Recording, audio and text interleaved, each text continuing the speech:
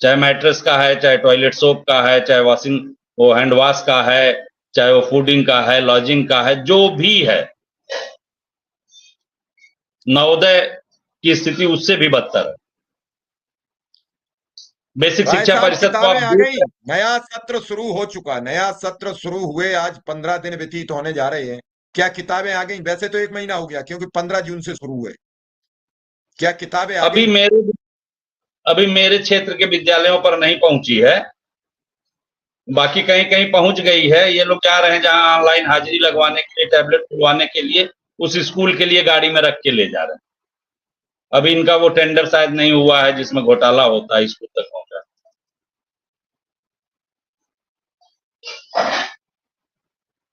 चलिए अब सीधा संदीप सर के पास पहुंचेंगे, फिर सबसे बात करेंगे। संदीप सर, आपने सुना कि ये टैबलेट नहीं है, ये घोटाला है। किसी अधिकारी ने इन्हें खरीदा और खरीदने के बाद अब प्रयोग करना, तो क्या करें? किसी न किसी तो बलि का बकरा बनाना पड़ेगा। 5-6 हजार का टैबलेट है, 17 से 19 हजार में खरीदा गया। शायद 17 का है, कितने का है विनय जी? उसके ऊपर MRP लिखी 17,500। MRP 17,500 लिखी इस पर। तो अगर ये प्रयोग नहीं हुआ तो ये जाएगा कहाँ? और अभी कम से कम 30 से 35% टैबलेट प्रयोग नहीं हुए हैं, तब तक वो काम नहीं कर रहे हैं। तीसरी चीज ये है कि जो आप विरोध करते हो कि जब साधन नहीं है तो ऑनलाइन चलेगा कैसे? जब साधन नहीं है, नेट नहीं है, बिजली नहीं है, रिचार्ज की व्यवस्था नहीं है, चलेगा कैसे? संदीप सर। जी शिव कुमार जी, नहीं देखिए, ये तो सरकारी व्यवस्था की हकीकत है कि जहां भी केंद्रीकृत खरीद होगी तो भ्रष्टाचार होना ही है, ये तय है। तो अब ये देखते हुए इसमें कोई आश्चर्य नहीं है कि इसमें भी भ्रष्टाचार हो रहा हो और कुछ अधिकारियों की रुचि इसमें हो कि भाई इस तरह से खरीद की जाए इतने बड़े पैमाने पे, ताकि जो भी कमीशन वगैरह की व्यवस्था है वो उससे उनको लाभ मिले। तो ये तो देखिए हकीकत है पूरी सरकारी व्यवस्था की, चाहे जहाँ कहीं भी खरीद हो, निर्माण हो। आप अयोध्या में देखिए जो सारा निर्माण हुआ वो उसकी गुणवत्ता कैसी है, जो जल्दी जल्दी कराया गया। तो जब जब इन्होंने अयोध्या को नहीं छोड़ा तो आप बाकी चीज़ें तो छोड़ ही दीजिए। मैं फिर से यही बात कहूँगा क्योंकि कुछ नए साथी आ गए हैं। हमें लगता है ये सब जो तरीके सरकार अपना रही है मॉनिटरिंग वाले, मतलब वो ऊपर से बैठ के वो सब जो है मॉनिटर करना चाहती है, ये तरीके काम करेंगे नहीं। और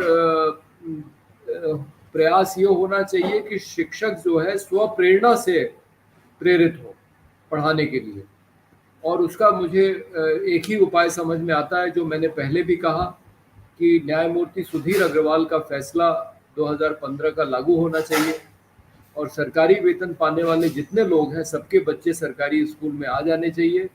क्योंकि आप देखिए, नमस्कार साथियों, स्वागत है आप सभी का आज किस नई वीडियो में।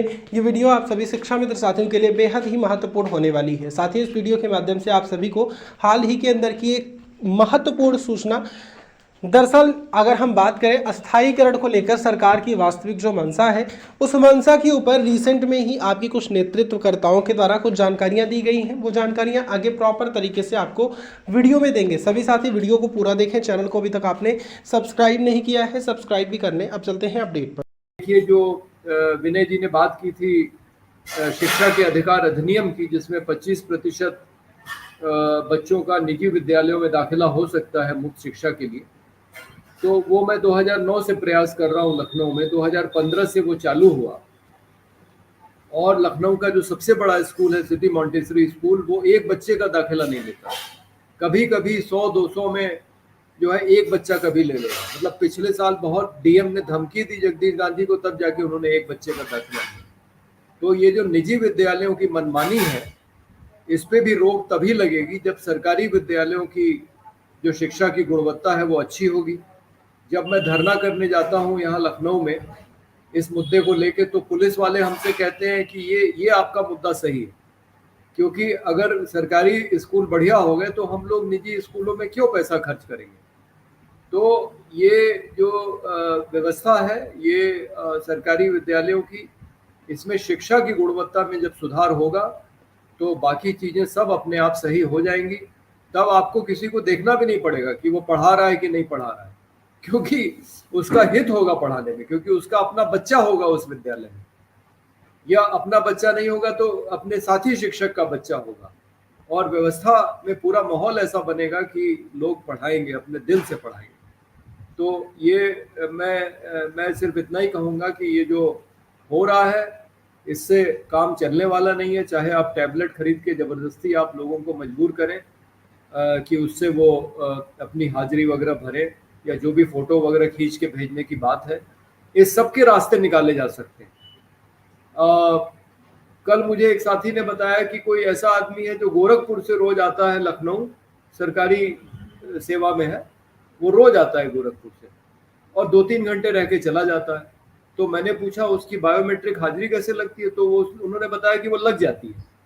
तो आप जितने तरीके निकाल लें उसका कोई ना कोई तोड़ मरोड़ निकाल लें, और जो मुख्य उद्देश्य है वो उसका मुख्य उद्देश्य जो है वो मुख्य उद्देश्य पूरा नहीं होगा।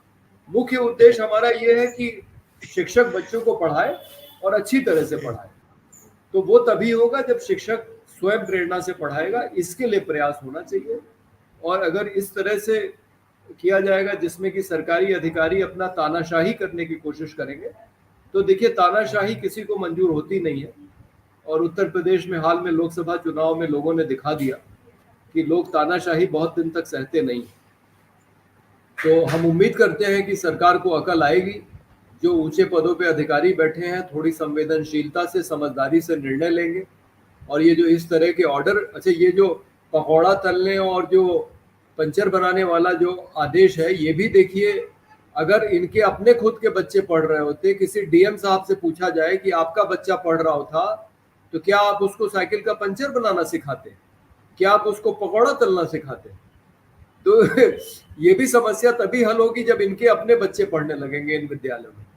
तब ये इस तरह का कोई काम नहीं करेंगे, तब ये कोशिश करेंगे कि हमारा जितने बच्चे हैं वो इंजीनियरिंग में, डॉक्टरी में उनका दाखिला हो जाए, ताकि वो बढ़िया से बढ़िया जगह पहुंच सके। तो उसका भी तरीका यही है कि इन सबके बच्चे जो समाज में जो प्रभावशाली लोग हैं, चाहे वो अधिकारी हो, नेता हो, न्यायाधीश हो, इनके बच्चे भी इन्हीं विद्यालयों में पढ़ें जिसमें इस देश के सामान्य नागरिक का बच्चा, गरीब का बच्चा जिसमें पढ़ता है। धन्यवाद। बिल्कुल आपने ठीक कहा। मैं सीधा विक्रम सिंह के पास पहुंचूंगा। विक्रम सिंह, अभी आपने संदीप सर को सुना, विनय सिंह जी ने अपनी बात रखी, मनोज राय जी अपनी बात कह रहे हैं, लेकिन कल